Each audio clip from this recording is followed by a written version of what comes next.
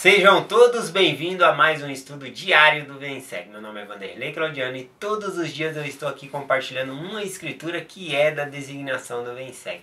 Você pode acompanhar esse estudo comigo diariamente pela Rádio Sud, a sintonia que eleva, no horário meio-dia e 9 horas da noite, ou na página do Instagram, A Luz das Escrituras, ou no meu canal aqui no YouTube, Escola Dominical Brasil. Ontem, no estudo do VenSeg, eu compartilhei a escritura do coração do meu amigo, a escritura da vida dele, na verdade, né, que fala ali sobre permanecer no convênio com o Senhor, né, em meio a dificuldades, né, a nossa vida é cheia de altos e baixos, mas não devemos abandonar o convênio com o Senhor. O mesmo vale para as escrituras, devemos estudar as escrituras todos os dias. E esse canal aqui foi feito com esse propósito, para que possamos estudar todos os dias as escrituras juntos, tá bom? Então você está convidado a participar desse estudo diariamente comigo. Bom, hoje eu vou compartilhar com vocês a sessão 98, começando pelo versículo 4 e o versículo 5. Essa sessão aqui, ela dá uma revelação a Joseph Smith sobre a lei, tá bom? O que está acontecendo aqui no contexto histórico, né? A lei, inclusive, ela serve para proteger os inocentes e punir os culpados, tá bom? Mas nem sempre a lei é obedecida pelas pessoas. Por exemplo, no estado do Missouri ali, um grupo maior de pessoas, eles vieram e expulsaram os membros da igreja de suas casas. Tá bom? Era um grupo maior, que veio contra um grupo menor, que eram os membros da igreja ali. E os membros da igreja, eles haviam comprado aquelas terras, construído suas casas, eles tinham papéis, documentos sobre aquelas casas, pertenciam a eles, eles tinham o direito de morar ali. Mas aquele grupo maior chegou lá e expulsou todos os membros da igreja. Eles pediram um tempo, para que eles pudessem se organizar, estudar bem o assunto. Eles falaram: vocês têm 15 minutos. Aí os membros da igreja falaram: então não tem conversa, 15 minutos. E aí eles entraram nas casas, expulsaram as pessoas, jogaram as coisas na rua. E dessa maneira os membros da igreja foram expulsos, do estado do Missouri. Joseph Smith, ao buscar essa revelação, que tem aqui a seção 98, a começar, e tem mais revelações que eu vou ler aqui, mas começando por essa, o Senhor pede para que ele busque a lei para ressarcir, ou seja, corrigir os erros que foram, a impunidade que aconteceu com os membros da igreja. E Joseph Smith, ele faz isso, ele busca todos os meios. Então, a partir dessa revelação aqui, Joseph Smith, ele fica entendendo mais de lei, ele busca mais os direitos dos membros da igreja, tá bom? Então ele vai aos governantes ali da região, busca ajuda no estado vizinho, com o governante. Ele vai falando com cada líder governamental ali até chegar, ao presidente dos Estados Unidos. Ele vai lá até Washington, conversa com ele, e aí o presidente estava em época de candidatura, ele não queria perder voto, e então ele não queria se envolver nessa história. E aí ele diz, ó, esse negócio é entre você lá e o pessoal do Missouri, vocês têm que resolver lá, não é eu não. Bom, cansado de tanto buscar por meio da lei ali, a reparação que deveria ocorrer, Joseph Smith, ele mesmo se candidata a presidente dos Estados Unidos. Eu estou fazendo um resumo aqui, isso aqui vai acontecendo mais para frente. E alguns opositores até falavam que Joseph Smith, ele estava muito sedento por poder, para governar as pessoas, que ele estava querendo muito poder, sendo que não tinha nada disso, tá bom? Inclusive já perguntaram para Joseph Smith: como que você faz para governar tantos membros da igreja? Ele falou: olha, eu não os governo, eu ensino a lei de Deus e eles governam a si mesmo.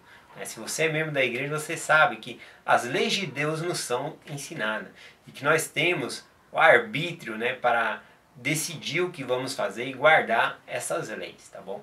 Lembrando que uma vez que você fez o convênio com o Senhor, é sua obrigação guardar esses mandamentos, guardar essas leis, tá bom? E em meio a tropeços, conforme a escritura de ontem, ainda assim devemos permanecer no convênio, tentando melhorar e corrigir a nossa vida e alinhar com a vontade de Deus. Bom, vamos lá para o contexto histórico. Lembrando, já que eu falei que Joseph Smith, ele se candidatou aí a presidente dos Estados Unidos, ele foi o primeiro candidato a presidente dos Estados Unidos que foi assassinado na história dos Estados Unidos. Então ele foi o primeiro, né, candidato dos Estados Unidos que estava concorrendo à presidência que foi assassinado. Bom, é algo interessante aí. Bom, vamos lá para o versículo aqui. Eu vou ler com vocês, seção 98, versículo 4 e o versículo 5. Diz assim: E agora em verdade vos digo, com respeito às leis do país, é minha vontade que meu povo procure fazer todas as coisas que eu lhe mandar. A lei do país que for constitucional, que apoia o princípio da liberdade e observância dos direitos e privilégios, pertencerá a toda a humanidade, será justificável perante mim. Primeira coisa que eu observei aqui no versículo 4, né, é que fala que todas as coisas que eu lhe mandar. Então, antes da lei dos homens vai vir a lei de Deus, tá bom? Nós devemos obedecer muito mais a lei de Deus do que a lei dos homens, né? Inclusive ele fala aqui sobre qual é o tipo de lei que Deus está incentivando a gente a guardar e obedecer às leis do país. Ele mesmo citou aqui, né, dizendo aquelas leis que apoiam os princípios da liberdade, observância e os direitos e privilégios pertencerá a toda a humanidade. Será justificável perante mim. Então são leis justas que são justificadas perante Deus, né? Não é qualquer tipo de lei aí, tá bom? E a lei de Deus tem mais autonomia do que a lei dos homens, né? Para exemplificar isso, eu posso ler lá Atos capítulo 5, versículo 29. Quando Pedro, né, e João, eles foram presos, né, porque eles estavam pregando o evangelho de Jesus Cristo. E o Sinédrio ali deu uma surra nele, bateram neles e pegaram e falaram que eles não deveriam mais pronunciar o nome de Jesus Cristo. E eles saíram dali, né, felizes por ter sofrido a afronta pelo nome de Jesus Cristo, né? E aí eles continuaram pregando o evangelho. Eles vão lá e chamam eles de novo, né, para que eles não preguem mais o evangelho. Mas olha só o que Pedro diz aqui em Atos capítulo 5, versículo 29. Porém, respondendo Pedro e os apóstolos, ou seja, o que Pedro disse aqui, os apóstolos estavam com ele e disseram a mesma coisa. Disseram: mais importa obedecer a Deus do que aos homens, né?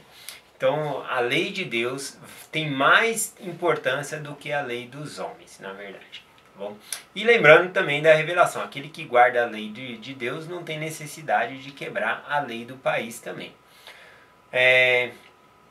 Continuando aqui, eu vou compartilhar com vocês a parte aqui que fala na seção 101, o versículo 78 e o 79, que diz assim: para que todo homem haja em doutrina princípio relativo ao futuro, de acordo com o arbítrio moral que lhe dei, para que todo homem seja responsável por seus próprios pecados no dia do juízo.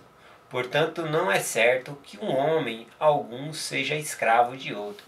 Então aqui fica bem claro sobre a questão da escravatura e exemplifica aquela parte que eu falei sobre as leis. Porque tinha leis nos Estados Unidos que na época ali tinha estados que apoiavam escravos, né?